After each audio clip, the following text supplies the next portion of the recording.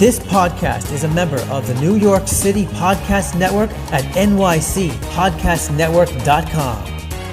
Visit us to listen to over 250 amazing podcasts just like this one.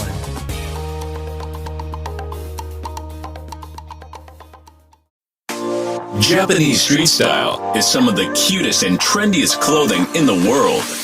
Introducing Cherry Goddess Women's Clothing and Accessories, the hottest original and cute clothing company. We offer tops, clothes, accessories, shoes, dresses and skirts, and comfortable homeware that we guarantee you will love. Cherry Goddess Women's Clothing, super cute Japanese style clothing.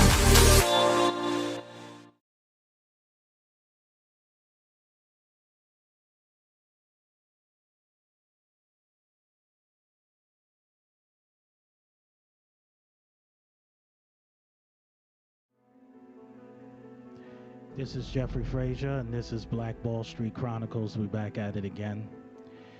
This new episode, we're going to be talking about vaccines and how there's evidence that there are vaccines that are affecting young black boys in the African American community.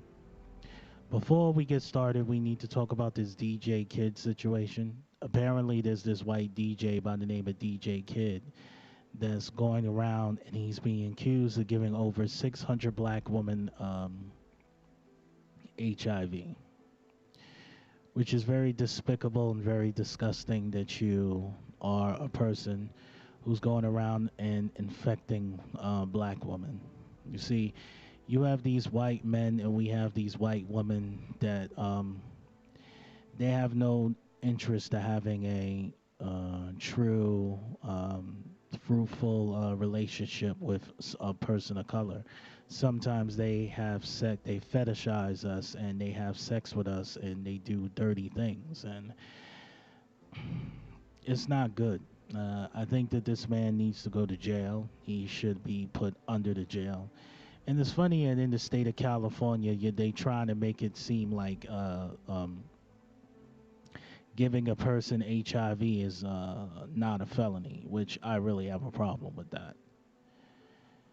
So, on that note, being that we're talking about virus and being infected, if you look at the history of the medical field, the medical field has not been nice to the African American community. We had the Tuskegee experiments when they injected black men with syphilis.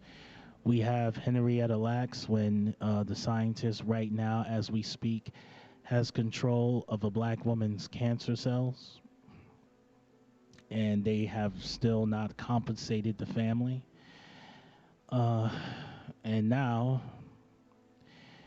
Robert Kennedy Jr. is going around to the African American communities basically telling us that he has whistleblowers with the CDC that basically states that the MMR vaccine that was given to young black boys, infants, there's a 206% chance that they can contract autism.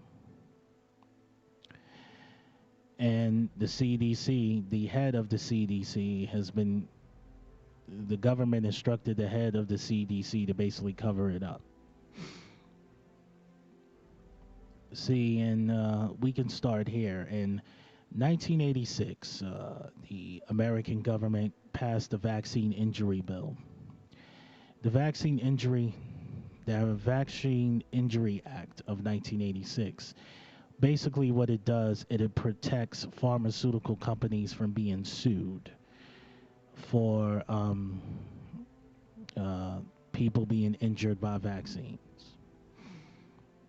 And the reason why the American government did this, because they was the pharmaceutical companies threatened them, is like, listen, if you don't figure out a way to prevent these individuals from suing us, there's going to be a pandemic, and there's going to be a virus that's going to kill a whole bunch of people, and you don't have any protection against it. So basically, the pharmaceutical companies got the United States of America by the balls, and they can't really do anything.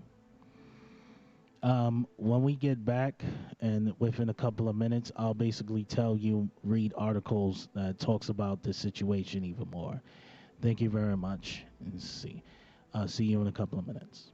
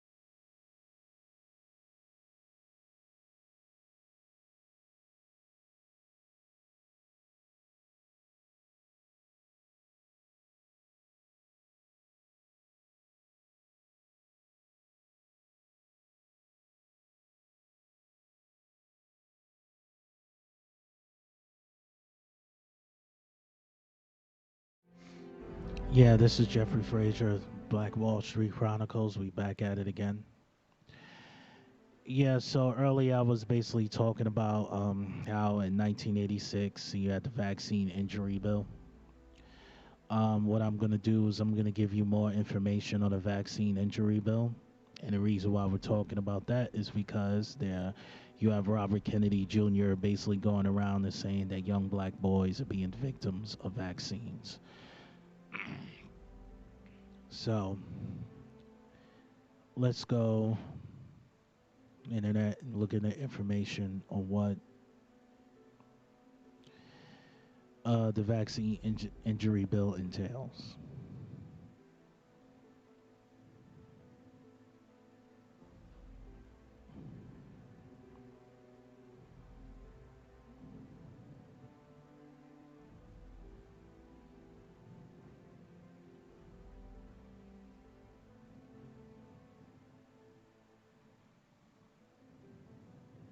There's an article right here. The National Childhood Vaccine Injury Act. This is on Wikipedia. The National Child Vaccine Injury Act, the NCVIA of 1986, was signed into law by the United States President Ronald Reagan as a part of a larger health bill on November 14, 1986. The NCVIA's purpose was to eliminate the potential of financial liability of vaccine manufacturers due to vaccine injury claims in order to ensure a stable market supply of vaccines and to provide cost-effective arbitration for vaccine injury claims. Under the NCVIA, the National Vaccine Injury Compensation Program was created to provide a federal no-fault system for compensating vaccine-related injuries or death by establishing a claim procedure involving the United States Court of Federal Claims and Special Masters. In the 1970s and 1980s, a controversy erupted relating to the question of whether the whole cell pertussis component caused permanent brain injury known as pertussis vaccine encephalopathy. I can't even pronounce this word. It's ENCPHALOPATHY. See if I get the pronunciation. It's encephalopathy. Okay. That was a terrible pronunciation in rare cases. No studies show a causal connection, and later studies show no connection of any type between the DPT vaccine and the permanent brain injury. The alleged vaccine-induced brain damage proved to be an unrelated condition, infantile epilepsy. In 1990, the Journal of American Medical Association called the connection a myth and nonsense. However, before the point, criticism of the study showed no connections and few well-publicized incidental reports of permanent disability that were blamed on the DPT vaccine gave rise to 1970s anti-DPT movements. In the United States, low profit margins and an increase in vaccine-related lawsuits led to many manufacturers to stop producing the DPT vaccine by the early 1980s. By 1985, vaccine manufacturers had the difficulty obtaining the liability insurance. The price of DPT vaccine skyrocketed, leading to providers to curtail purchases, limiting availability.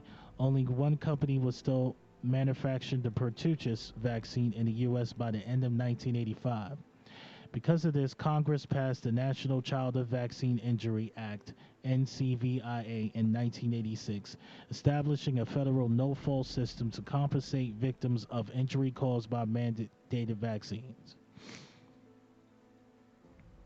So, if you're a victim of vaccine injury because of this act, that means you receive a no-fault compensation. That's interesting. National Childhood Vaccine Injury Act bill sponsor. Now, here's the NCVIA provisions. The Vaccine Adverse Event Reporting System. The NCVIA also mandates that all healthcare providers must report certain adverse events following vaccination to the Vaccine Adverse Event Reporting System. The NCVIA also established a committee from the Institute of Medicine to review the existing literature on vaccine adverse events occurring after immunization, regardless of whether there was a direct link between events. The National Vaccine Program Office.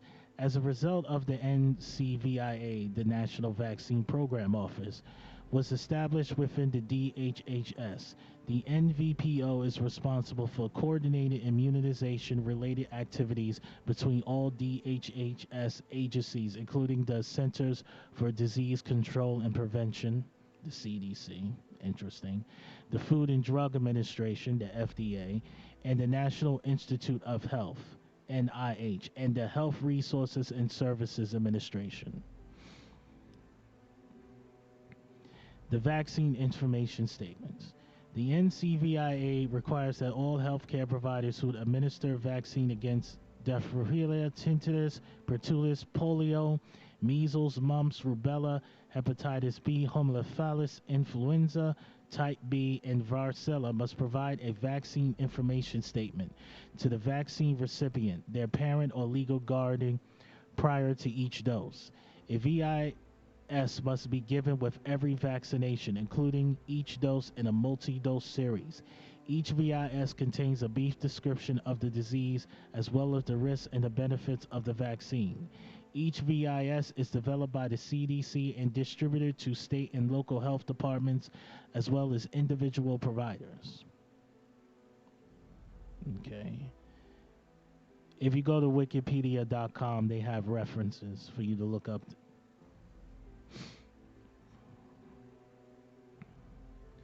Okay, what we're going to do is we're going to take a quick break. When we come back, I'm basically going to give my opinion on the article and what my experience is in receiving vaccines.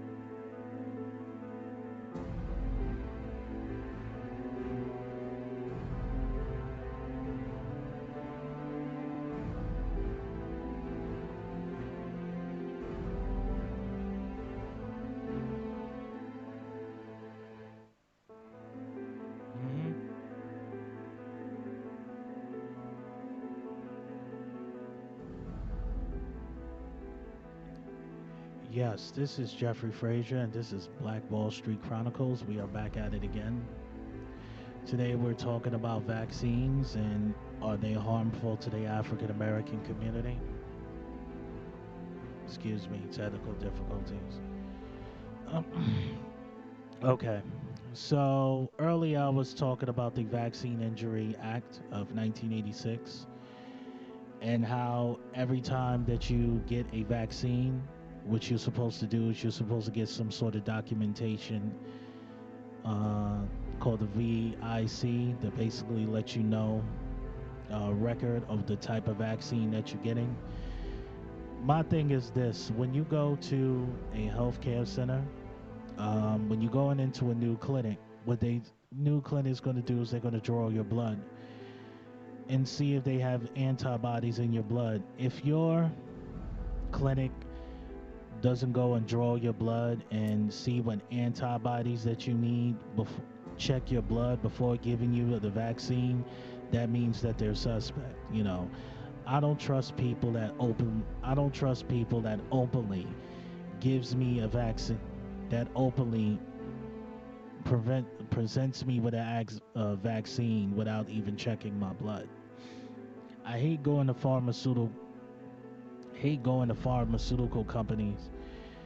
I hate going to Walgreens and it's like, oh, you need a vaccine? I'm like, I need a vaccine for a flu shot? I'm like, dude, I am 35 years old. Why are you asking me? I'm not a baby and I'm not an old person. Why you want to shoot me up with a flu shot? Like, that's a real suspect, man. I don't know what's going on. So anyway, what we're going to do is I'm going to read a New York Times article, and it talks about a little debate within the Kennedy clan, because it says here that while Robert Kennedy Jr. has been championed for vaccines, there are members of the Kennedy clan that believe that Robert Kennedy Jr. is completely wrong. So there's a little debate within the Kennedy clan. I'm going to read this article in Time magazine. A smackdown in the Kennedy clan summons up the history of presidents and vaccines. This is interesting. It's by Jeffrey Kluger, and it's been written recently, May 15, 2019.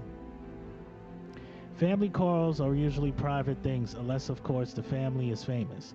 A public spat among bold-faced names broke out on May 8th when three members of the Kennedy clan published a piece of Politico declaring that Robert F. Kennedy Jr., son of Bobby Kennedy, has been tragically wrong in his years-long crusade against vaccines.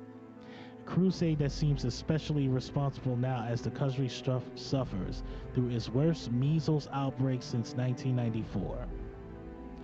That's true, because earlier in the year in Brooklyn, there was a whole bunch of kids that caught measles. And the reason why they caught measles, because they're scared to get their parents. This is in Williamsburg, Brooklyn, this happened. All these young millennial parents are afraid to give their young kids vaccines because of all the reports.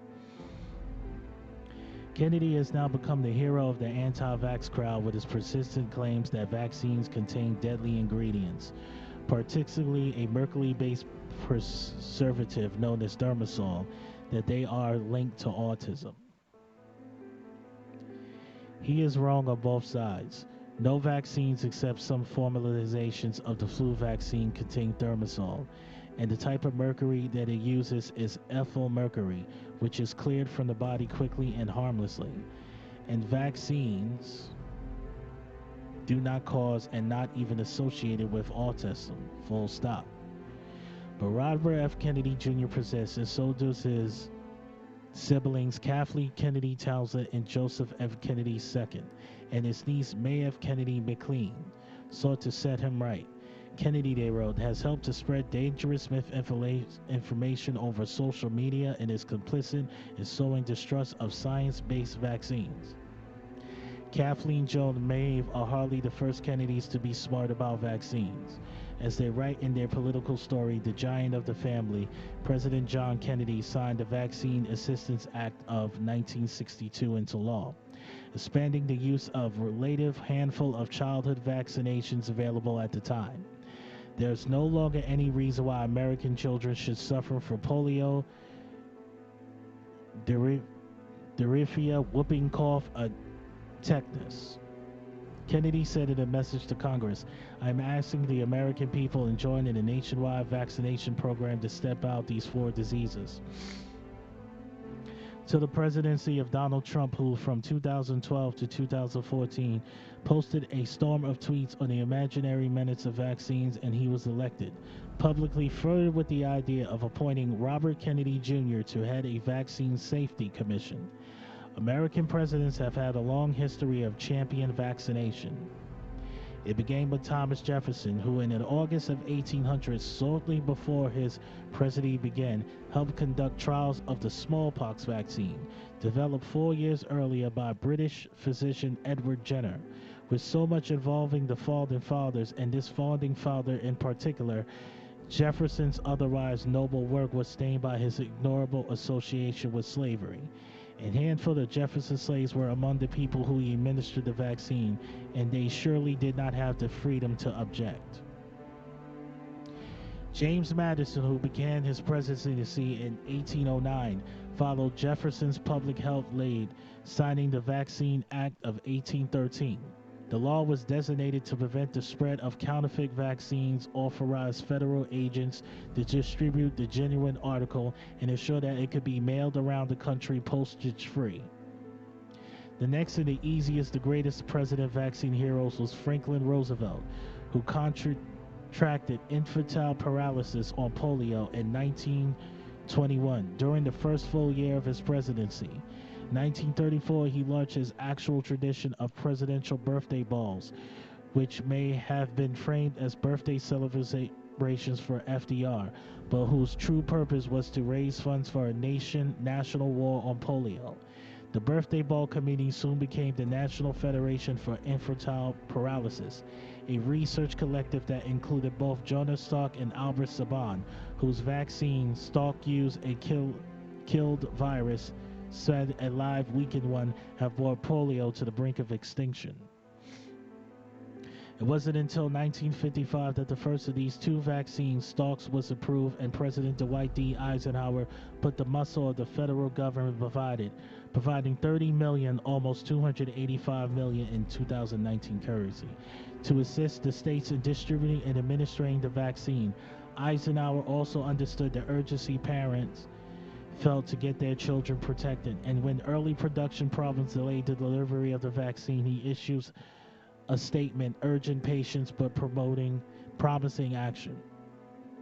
Every parent of every child should be grateful to those scientists who have been working with rest and without relief to find answers to the problem that caused the delay, he said. With the combined efforts of all, the Salk vaccine will be made available to our children in a manner of keeping with our highest traditions of corroborative national action. The tradition continued through subsequent presidencies, with Lyndon Johnson in 1965 launching an American-led effort to eradicate smallpox in 18 West African nations, with Jimmy Carter's 1977 National Childhood Immunization Initiative, which sought to push childhood vaccine coverage to 90% and actually exceeded that, achieving the 95% level needed to sustain community-wide herd immunity, with Gerald Ford's announcement of a nationwide vaccination program when an epidemic of swine flu, which never materialized, seemed to be approaching. Ronald Reagan's support in 1986 of the National Vaccine Injury Compensation Program was one of the most important and later most willfully represented steps in getting Americans inoculated. Recognizing the need for near universal vaccine of tens of millions of children, as well as the impossibility of achieving the goal if pharmaceutical companies were never defending themselves against claims of alleged harm from the drugs, Congress and the President agreed to establish a no-fault federal office of special masters to adjudicate claims and assign awards in the exceedingly rare case that vaccines do arguable harm. Contemporary anti-vaxxers have labeled the office the Vaccine Injury Court, and they condemned to the no-fault system as a way to shield pharmaceutical companies from the wages of peddling a deadly product. There is no merit to these arguments. Both of the Bush presidencies also saw vaccine initiatives. The first was 1991, where Bush 41 backed a vaccination plan to lower measles rates. A second was in 2002, when Bush 43 offers free smallpox vaccination to healthcare workers, as fear of bioterrorists swept the nation in the wake of the 9/11 attacks. To demonstrate the safety of the vaccine, Bush was publicly enucleated himself. Between the Bush presidencies, President Bill Clinton signed the Vaccines for Children Act, and again to boost vaccine rates. And in 2010, with the passage of the Affordable Health Care Act, President Barack Obama ensured that health insurance plans will be required to cover preventative measures, including vaccines, with no co-pays. In the thick of the measles outbreak, Trump has last moved to get square with his predecessors. At the press gaggle in late April, he conceded to reporters they have to get the shot. Vaccinations are so important. This is going around now. They have to get their shots. It's a small step and a positive one. RFK Jr. could take a bigger step if he heeds his family, learns his science, and walk away from the anti-vax rhetoric for good. Every day misinformation gets peddled as another day that the children suffer. Okay, we're going to take a quick break and we're going to unwrap that article. I didn't know that there was a deep history of vaccines. And the fact that Thomas Jefferson injected black slaves with the vaccines without able to consent, that's also very problematic. We're going to take a quick break and we'll be back to you.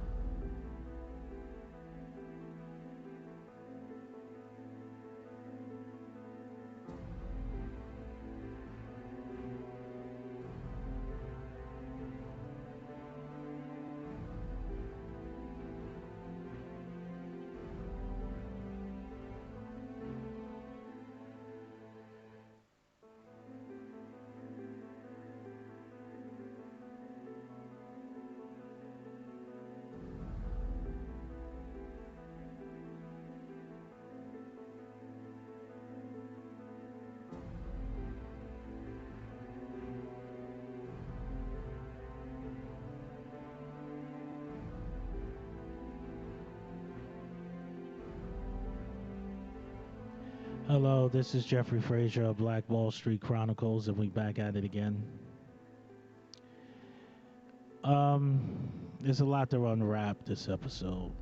The thing I found problematic is I find out that Thomas Jefferson, the reason why he created the smallpox vaccine, because he injected because he did experiments injecting the smallpox vaccines to slaves, which I find very problematic. Here's my thing. I'm vaccinated. I've never been injured by vaccines. I don't like the fact that Robert Kennedy Jr. is going around and saying that vaccines are a problem. We members of the African American community is very sensitive to this because we have a history of not getting the long ended. We've been of being exploited by the medical industry. There's rumors about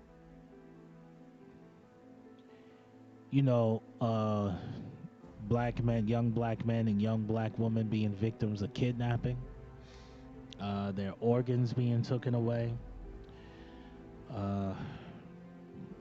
and it's just not really that good. So we're going to end the episode tonight. Next week, we're going to talk about reparations for the African American community. It's going to give you, it's going to it's a good episode, and I'm going to give you my opinion. Thank you very much.